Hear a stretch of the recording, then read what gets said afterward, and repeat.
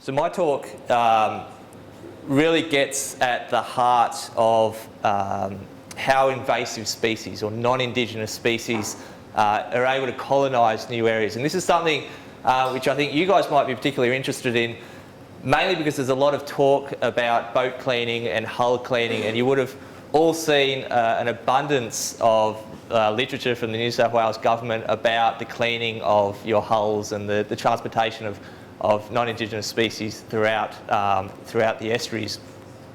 So as a community ecologist, we're really interested in that as well. More so because of the ecology, right? It's very interesting how one species is able to survive and colonise into a new area, and another species can't. Another species will fail. And last year when I gave this talk to you guys, I got you to picture your own gardens at home. And in your own gardens at home, there's a variety of different species, okay? Daffodils, grasses, various trees. What makes the daffodils so abundant in this picture, whereas some of the grasses will die out? What makes the daffodils so abundant, but there's not so much of these other trees in the background? These are the questions which concern, this is ecology, this is pure ecology, and this is something that ecologists struggle with. You think it's an easy question, right? Why are the daffodils so abundant there? It's not. We can't answer that. I couldn't give you an answer, and a terrestrial ecologist wouldn't be able to give you an answer, but we have many, many theories. Now the thing is, in the marine system, there is actually vast underwater gardens. So you of all people would know that anytime you put a hard thing in the water, give it 3 weeks and you'll have a lot of growth on it, right? You'll have barnacles, you'll have ascidians, you will in fact have corals, although you might not see them. You'll have worms, you'll have these vast underwater gardens which inhabit the entire subtidal area in Sydney Harbour, as well as every harbour and port around the world. You'll get sponges, 100-year-old sponges. You'll find, if you go diving in your marina, I can guarantee you'll find a sponge which is over 50 years old. Extremely slow growing, but extremely pretty when they get really old. This one's probably close to 20 years old, okay? Bright yellows, bright purples. More sea squirts. This is a colonial sea squirt. So this is what's called a botuloides. Each of these red rings is a different animal, but it lives colonially. It loves its neighbours and it gets protection from them. So it basically lives in a giant colony.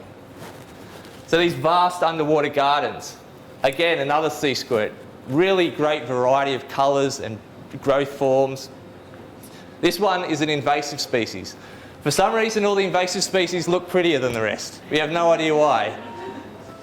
So this is a really dominant invasive species out there, and I'm sure some of you might have actually seen it when you're cleaning your hulls. It's very prevalent on the hulls.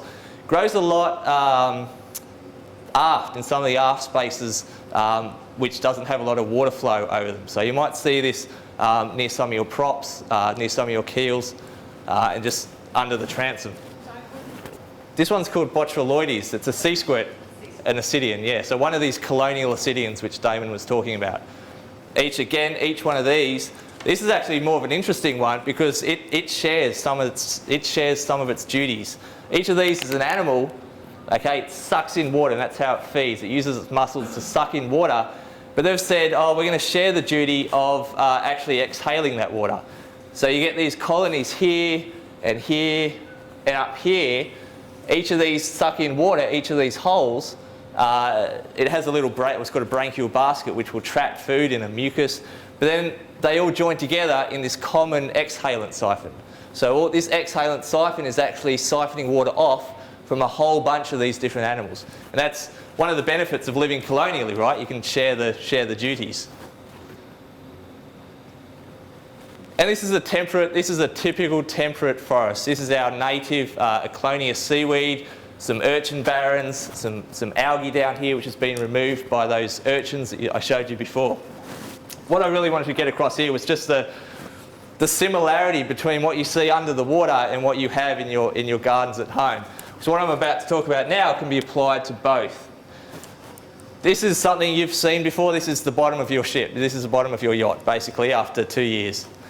It's dominated by a lot of barnacles. These are all barnacles up here. This is that colonial sea squirt, Botuloides, really bright orange. Tube worms, called sepulid worms. Okay, they build a calcium carbonate shell and they basically have this beautiful fan that sticks out the top to catch food. The interesting thing about this picture, that's an invasive species, that's an invasive species, that's an all invasive, that's invasive. Almost 80%, I haven't circled everything, this is all invasive up here. This is an invasive barnacle. About 80% of that picture is all introduced species, okay? Brought in predominantly by commercial shipping.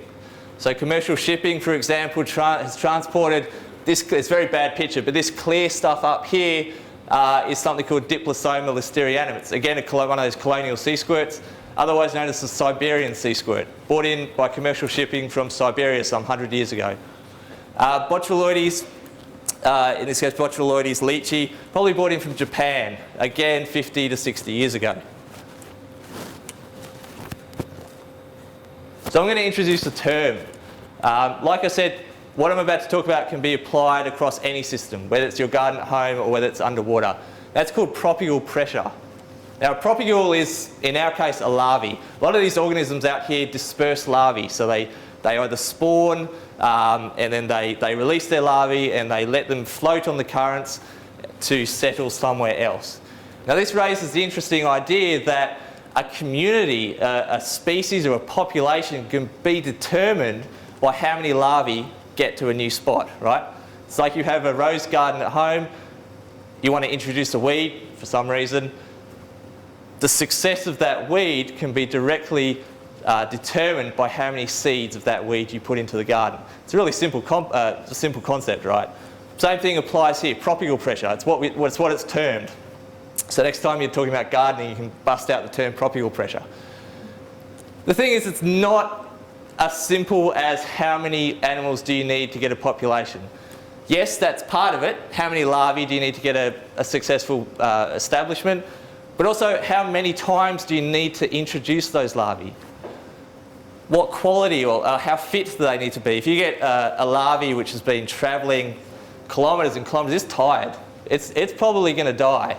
Same as if you get a seed in your garden that's been around for 50 years. It's bad quality, it's probably going to fail. This is what I talked about last year during this talk. I've actually done some more work since then looking at this part of propagular pressure, genetic diversity. Whenever you hear genetic diversity, you always think very complicated machines and lots of readouts with pretty colours. I don't like that. I work with buckets and counting barnacles on the bottom of hulls. So we're going to avoid the fancy machines and the fancy results and focus on what's called some quantitative genetics. And again, a lot of these things are brought in by commercial ships like this one. When we think about commercial ships like this though, think Sydney Harbour, Port Jackson. You get ships, you get commercial vessels of this size, not only going to a single port in another part of the world, Tokyo, Auckland, Japan, they go to multiple ports all around the world, and then they come into Port Jackson, and then stuff that's been growing on the hull or stuff that hasn't been cleaned out of the ballast tanks or the sea chests do find their way into the harbour sometimes. It's cleaned up a little since we introduced open ocean exchange, so they exchange their ballast water offshore now, but you still get stuff coming in mainly through hull fouling. So the thing is, this ship has travelled to Japan, Auckland, China. It's picked up the same species, but it's increased the genetic diversity. It's increased the diversity of that particular population, because the diversity is determined by the different places that it comes from. So say we had that beautiful orange sea squirt, Botuloides leachy. That sea squirt is present in Auckland, in Japan, in China, in the US, San Francisco. They're all there. It's a worldwide invasive species. It's picking up larvae of that species at all those different spots. So we have a really genetically diverse population. Some of these ships though only go to Auckland and back, only go to Japan and back. So they're less genetically diverse. So we want to find out how that affects the invasive potential of that species. We did it with a model organism, Sydney rock oysters. It's a native, so we can put as many as we like into the harbour and no one's going to care.